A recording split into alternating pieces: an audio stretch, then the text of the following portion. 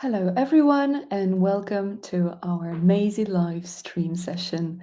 Today, we are going to talk about the art of pronunciation with Jennie Reed. Welcome, everybody. Thank you for joining in. And here we are. My name is Paulina Winglovsky. I'm Amazy Community Manager, and I'm going to be your host today, and as before and as after. First of all, for those who are new to our live stream and who are new to Amazy, let me just say a few words about what it is. Amazy is an online workspace for educators.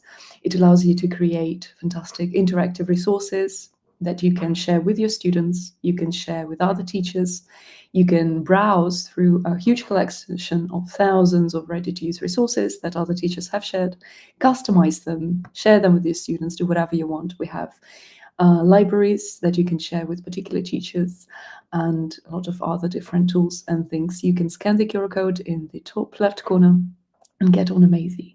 And if you have any questions during this session, to me about Amazy, to Jennie about pronunciation, about anything, please don't hesitate to ask your questions in the chat. In the comments, we will see them and we will try to answer them. And if we don't, then we will simply write an answer in the comments as well. So first of all, let me introduce our speaker today. That's Jennie Reed. She is a neuro-language coach, one of the top language coaches recognized by Coach Foundation. She helps other teachers feel confident with how they sound, with how they speak, and as well as, teach pronunciation to others, to their learners or to other teachers. So Jennie Reed is our pronunciation coach and our speaker today. Welcome, Jennie. Hi. Hi, Paulina. Thank you for inviting me. Thank you for coming. How are you doing? I'm very well, thank you. Yes. That's good. How are you? Right. So I'm great. We are going to talk about a few things today. So we're going to talk about what is pronunciation, the difference between pronunciation and accent, what the stigma around it is, and how to deal with it. We're going to talk about some resources for teachers and for students, what they can use in class, how they can use it for professional development. We're going to talk about your resources that you create yourself. And also we're going to talk about how Amazy can help with teaching and learning pronunciation. So first of all, can you tell us a little bit about your projects, what you develop, what kind of things you do? Yeah, of course, thank you. So I work with teachers primarily, but also learners, and I help people feel more confident with the way they speak. I have a lot of people come to me and say that they feel like they're judged because of their strong accent, although we'll come on to this in a little bit, that this isn't necessarily the problem. So I'm helping them just build up their confidence and feel more fluent when they're speaking in English, and help them understand how pronunciation works in the English language so that they can understand others better and make sure that they're able to communicate with ease, so they're not worried or stressed when they're having to communicate in English.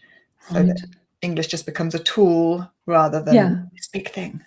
Yeah, okay. And you have created several projects to help teachers do that. So I think the first one was your masterclasses, your workshops for teachers. So I hold a monthly masterclass for teachers, and this is a hour-and-a-half session where we go in, and each month we cover a different topic. So that might be sounds one month, it might be stress and unstress another month, and connected speech and intonation. These are the four main topics, and in each session we go into great detail about those different topics to help teachers feel really confident that they can teach these things to their own learners, because I think pronunciation is something that's often missed in classrooms for English teachers, and also in teacher training. It's often something that's put to the side because there's more focus on vocabulary and grammar and passing the tests or whatever it is,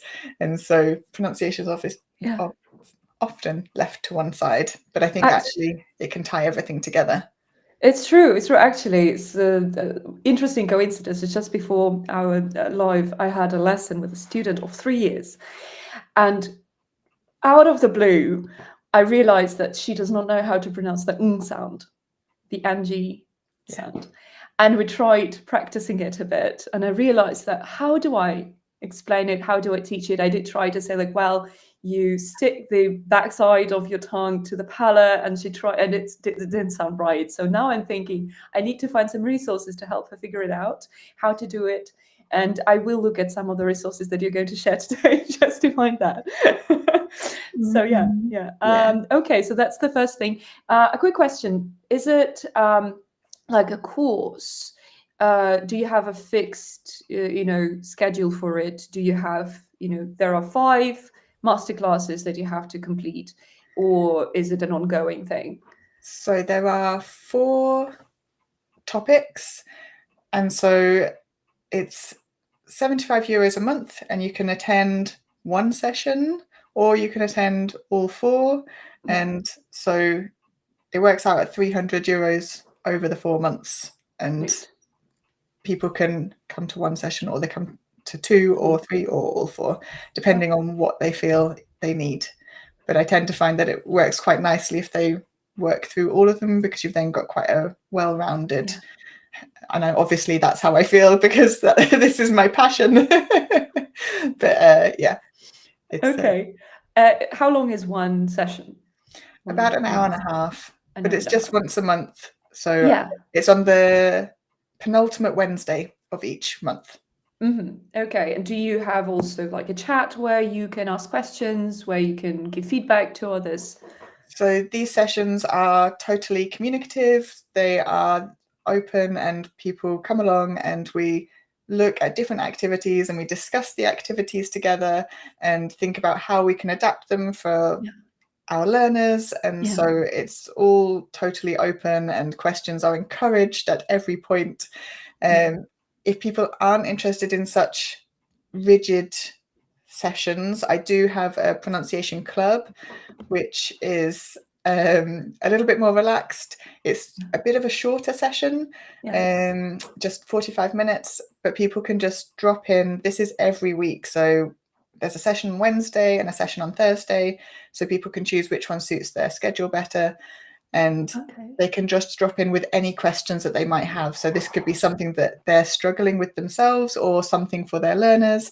And it's just about having that opportunity to ask a question in a more relaxed situation, and it's not doesn't have to be to do with the topic that we're covering that week. These sessions are more. Do you need to have any kind of prior knowledge on how to teach pronunciation or how it works to No, join in? No. no. Oh, yeah, that's good to know. That's good to Yeah. know. I mean, knowledge is fine. If you have some knowledge, that's also good. But if you don't know anything about teaching pronunciation, you're also very welcome to come along. Okay, that's great. And the last resource you have is your YouTube channel. What kind of videos do you post there? Who's it for? This is for teachers and learners alike. There are some videos that are more aimed at teachers and some videos that are more aimed at learners, but I think everyone can benefit from them, and they range from short up to like 90-second videos for the YouTube algorithm and also slightly longer. I think most isn't around 5 minutes if I've got a longer video on there, but they cover all different topics. Most of them are connected to pronunciation in some way or another.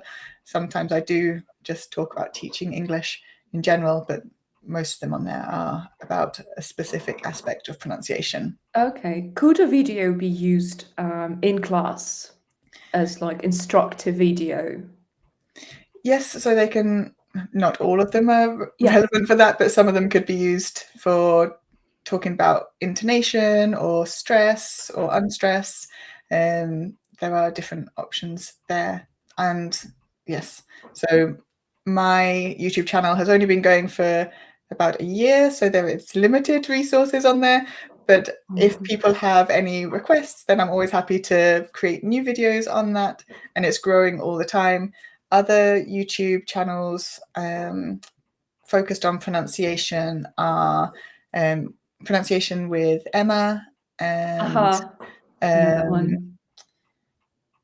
oh, I had another one in my head. I think I gave you a list of ones that you put out in your newsletter yesterday. Yes, yeah. I don't think there was a YouTube channel. Ah, okay. No. That's fine. I will. Yeah, the main one is Maybe you pronunciation. can maybe you can write a list in the comments to Yes, this live I'll put it session. So that- afterwards. Yeah. yeah. Thanks. I know Emma. I think I saw her presentation at some conference or another.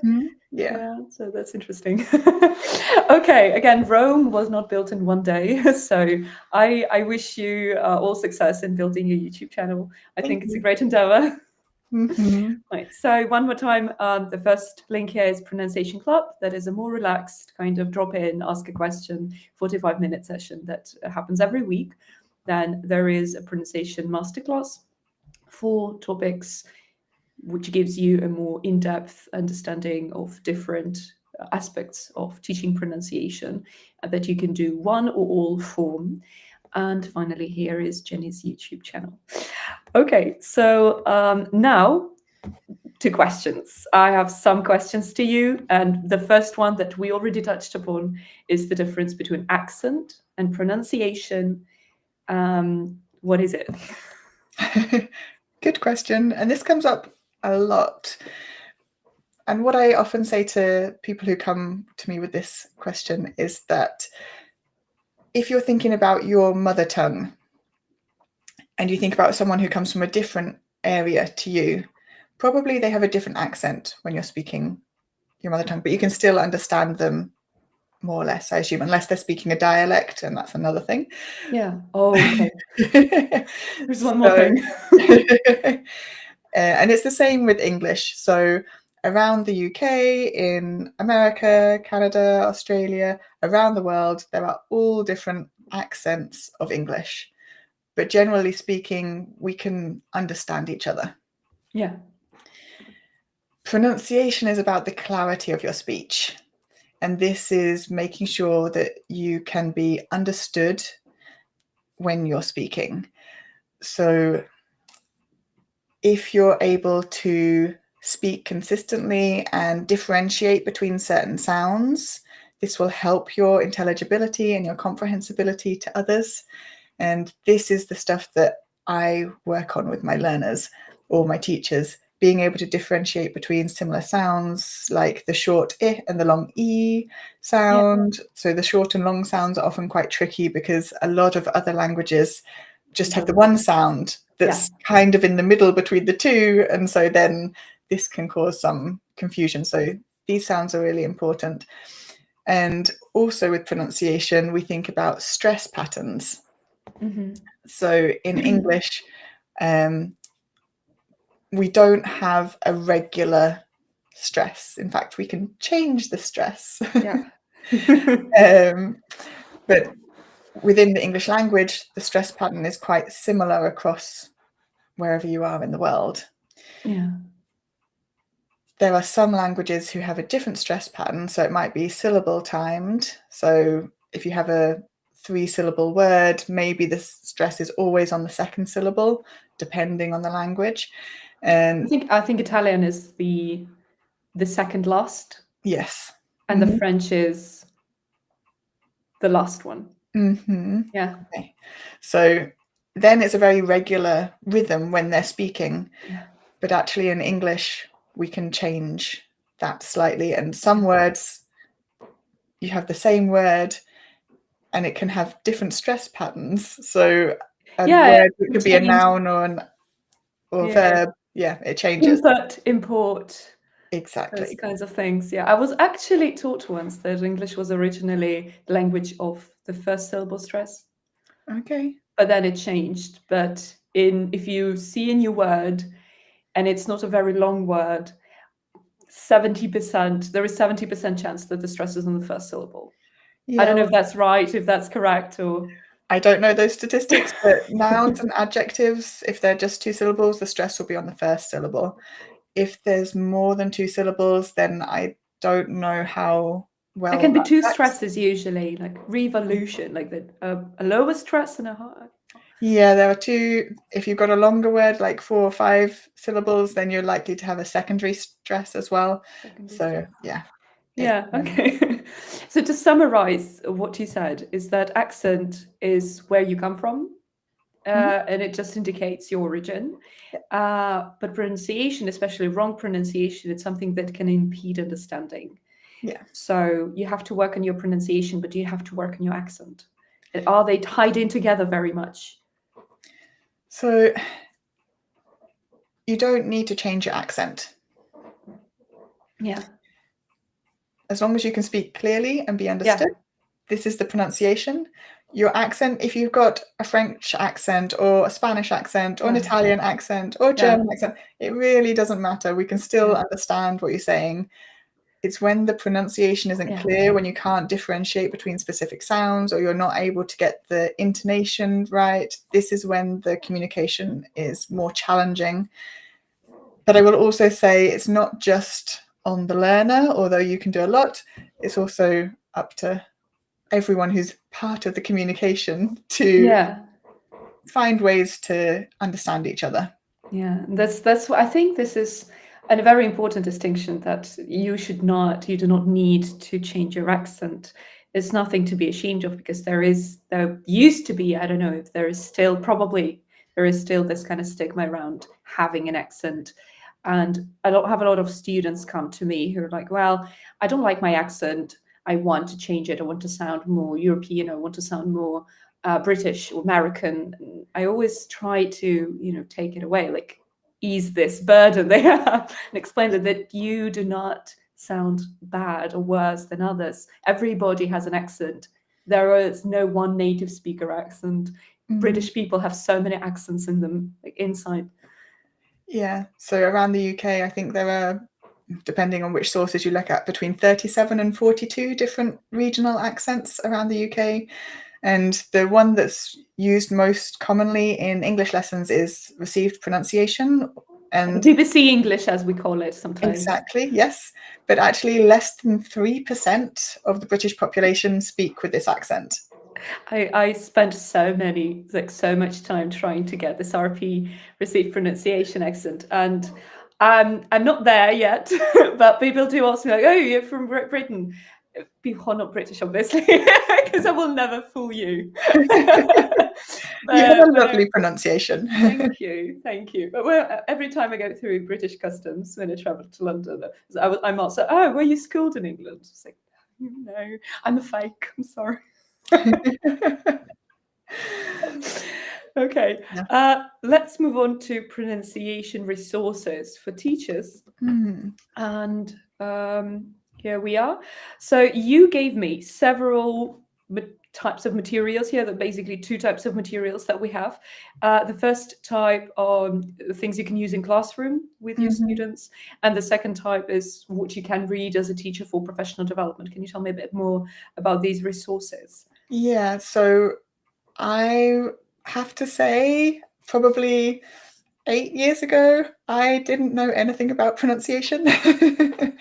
I was very unsure of how to include it in my classroom, and I didn't really know anything about stress or intonation, or even I wasn't really aware of the different sounds. Although obviously I could produce them as a native speaker, it wasn't really part of my knowledge base. So the 3 books at the bottom, so the one in the middle is actually quite new, and I didn't read this back then, but it is still a good resource for teachers now. These are all really good to help any teachers who aren't sure about certain aspects of pronunciation. If you're not ready to jump on a course with someone, I totally understand that, but these books can give you a basic understanding and help you learn how English pronunciation works. And I think that's a really important first step, because if you're not sure how it works, if you start introducing it into your lessons and the students start asking questions, you're not going to be able to deal with it, and you're not going to feel confident about using those resources. So once you feel comfortable, and also if you have any questions, please get in touch. I'm very happy to discuss pronunciation at any point. But once you feel comfortable, then these resources on the top are really fun to use with your students. They're There are lots of different activities in the 2 books, which are Ship or Sheep or Practical English Phonetics and Phonology. And then the Pron packs have various activities. They're all created by Mark Hancock, who I love his work. I love his exercises. They're so much fun. He has produced these pronunciation packets. I was supposed to get mine out there on the side, but they're full of different ideas. And he also has a huge bank of resources on his website, which is what the QR code on the screen is for now. He has lots of different games, mazes, and it just makes it really fun looking at specific sounds and thinking about how pronunciation works. And they're really fun for the learners as well, I found. Yeah. So everybody who's watching us right now, take a screenshot to remember these resources for future. So the ones that are on top, good for classroom, right? So that's what we're saying. You can take 1 exercise or 2 exercises from there. But also, because your students may start asking questions, you need to understand how it's going, like how it works. So the 3 books at the bottom are the ones that you should read as a teacher, right? Yeah. Yeah. I mean, you don't have to read all 3 to start with. Just start with 1. Yeah, of course, choose of course. which one you think looks more interesting for you, and take it from there. Because once you start learning about it, I guarantee you'll want to learn some more. And the other thing that I have learnt over the last few years is that you don't have to create a whole pronunciation lesson. It's actually much more effective if you incorporate aspects of pronunciation with your main lesson goals. So if you're looking at new vocabulary, thinking about the pronunciation, the word stress, for example, or word collocations, thinking about how they join up together. Or if you're doing some grammar points, thinking about the connected speech or contractions, and just thinking about how the pronunciation links with the work you're already doing, rather than going, oh no, I have to learn everything about pronunciation. Now I have to do a whole lesson on pronunciation. That's not what it's about. Although, please, if you want to do a whole lesson on pronunciation, that can be really fun too, but that's not the main aim that I promote for my teachers.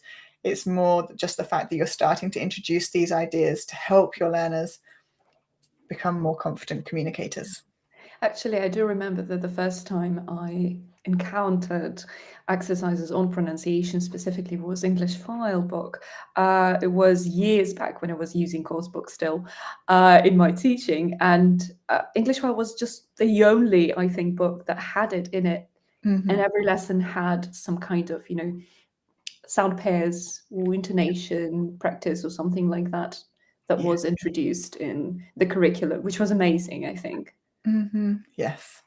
It's but yeah, they only included a little bit, but that was fine, and it was just enough to get the learners and the teachers thinking about how pronunciation works. Yeah, exactly. They did a good job with that. Mm-hmm. Okay, so now let's take a look at some of the lessons on Amazy.uk that are about pronunciation, that focus on different types of pronunciation. And let me share my screen.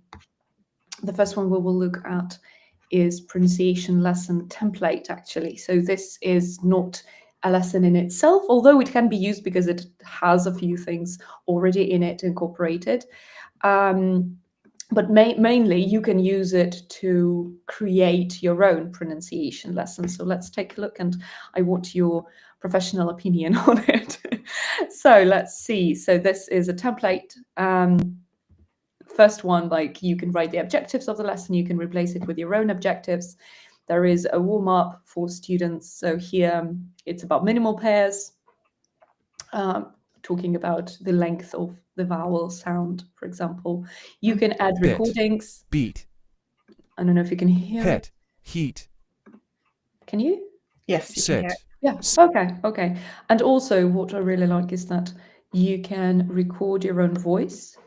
So I can say bit, beat, hit, heat, sit, seat as a student, and then I can listen back to myself and compare. So I can say bit, beat, hit, heat. And as a teacher, you can also listen to this and give feedback to your student about how they sound. So what do you think about, the resources and what's in it? Yes, so I love the fact that the learners can record themselves, that they can compare their recording with the original recording. I think this is a really valuable resource for our learners, and it's something that I always encourage my learners to do, to record themselves speaking, because it really does give them a sense of how they sound, much better than just me commenting on what I hear. And I think it's really nice having the minimal pairs. This is a really good way to really contrast the two sounds, because if you just look at the sounds individually, it's not quite the same because they actually sound different when we start putting them into words. Also because of the consonants that come afterwards.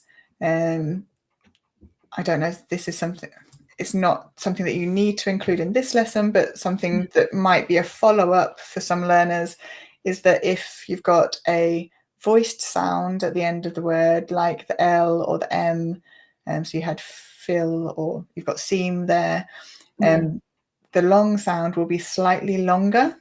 Yeah. And if you've got an unvoiced consonant at the end, like seek instead of seam, the seek, the E sound, although it's the long E sound, it'll be slightly shorter than the Yeah. E in eam, seam. Seam, seek. Okay. Yeah. So just being aware of everything. So having the minimal pairs is good. And also then being able to practice that. Another thing that I think is important is to put them into sentences as well, because Yeah. it's all very well having the words individually, but actually when they go into a sentence, so you've got a bit of a tongue twister. Yeah, this is a tongue twister. Yeah. You can listen to it being pronounced, and then you can check yourself. So here, basically, what the idea is that you ask the students to identify which sounds are short and which ones are long. So it helps them listen, develop their listening skills as well a bit. And then they can check like which one is short, which one is long, and then they can record themselves pronouncing it. And Nice. And I like the fact that you had a video showing how the mouth and the tongue position were. So having the video, being able to see the visual cues can also really help learners, because sometimes they're not aware of the differences. They're just trying to produce a sound, but they don't know how to make the differences. And so having that visual video, and it could then be that you ask the learners to record their own video and look at themselves, or even look in a mirror to see whether they're producing the same shapes with their mouths. That could be a nice extra activity. You can't actually ask students to upload videos. You can only ask them to record sounds. But there is a loophole how you can ask students to upload a video. Actually, I don't know if I can do it. No, this is the one from the community, so I can't add anything here right now. But there is this tool called. Hold on, let me pull this up quickly. I think it's possible to do that. Yes, so you go here and we have this tool called Images and Media. And if you leave it like this, and you go to, like you send it to a student, they will have this button still. So if they click on upload file, they can upload a file themselves. So this is like a loophole you can use. So it is actually possible to do that. So you can ask students to record their sounds, upload a photo, video themselves pronouncing it, and also you can embed videos from YouTube or just any kind of video here directly on the platform without having to go to any other tab, open anything. Everything can be just here right in place. And so we did talk about this. Here is a bit of a shadowing. Do you use shadowing as a form of practice? Or? Yes, I do. I encourage learners to start with a very short clip to start with, because sometimes when I start talking about this, learners are like, oh, that's too much. But actually, you only really need 4 or 5 seconds, and just it will be a really short sentence, and that's perfect to get started. It will just get you used to copying what someone else is saying. Yeah, I remember doing this, making this video. There is this tool, I will probably post it in the comments.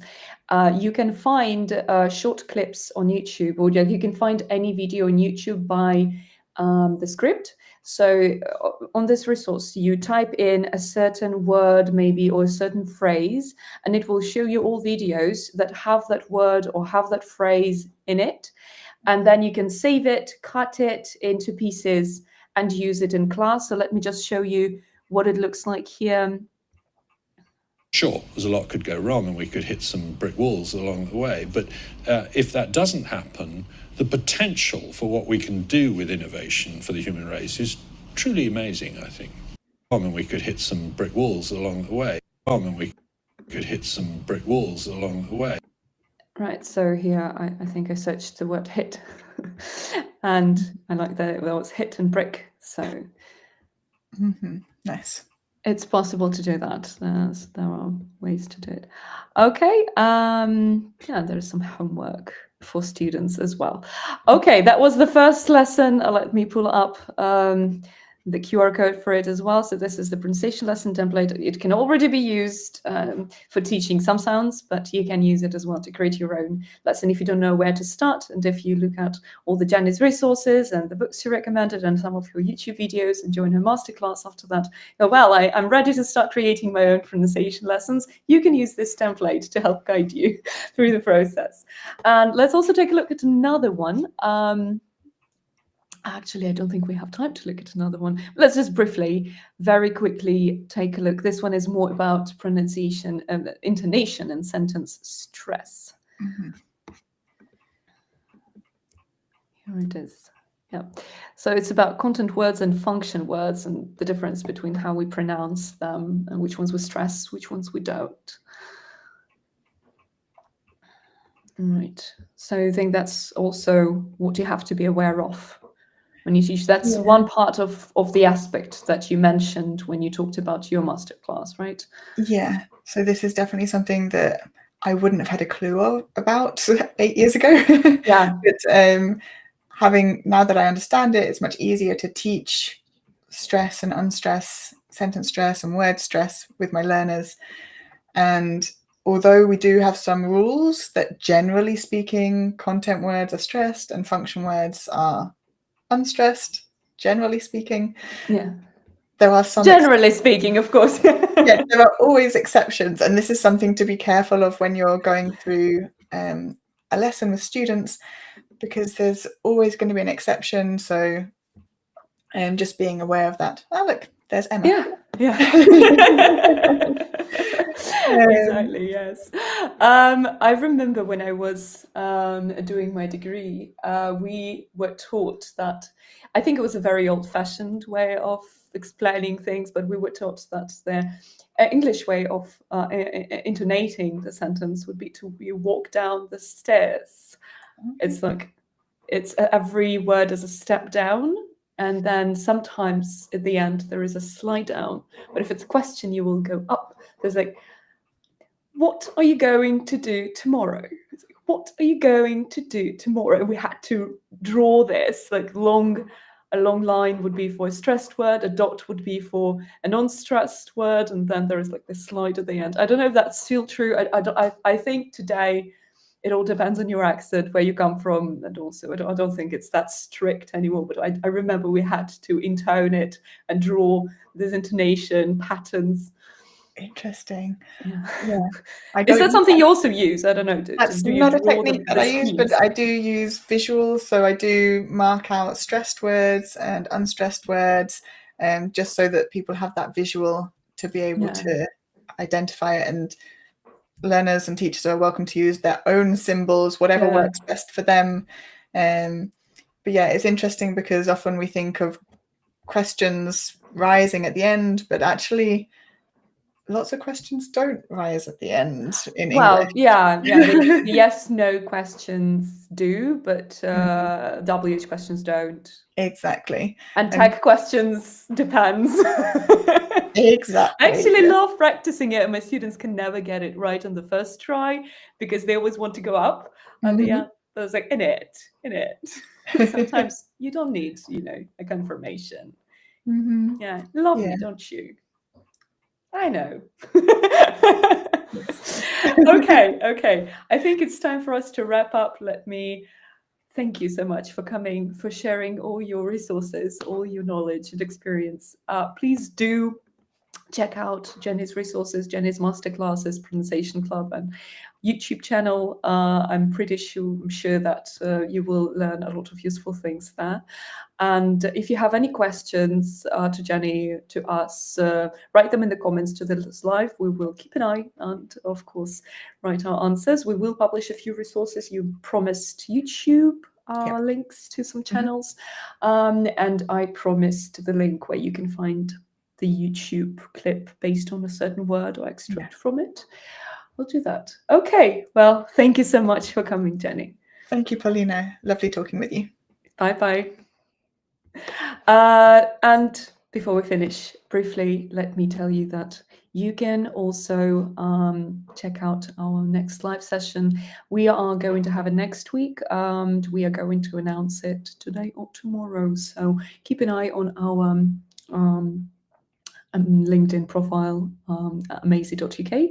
We will post about our next live session there. So this is the QR code you can scan to get there. Thank you so much all for coming, and see you next time in our next live. Bye-bye.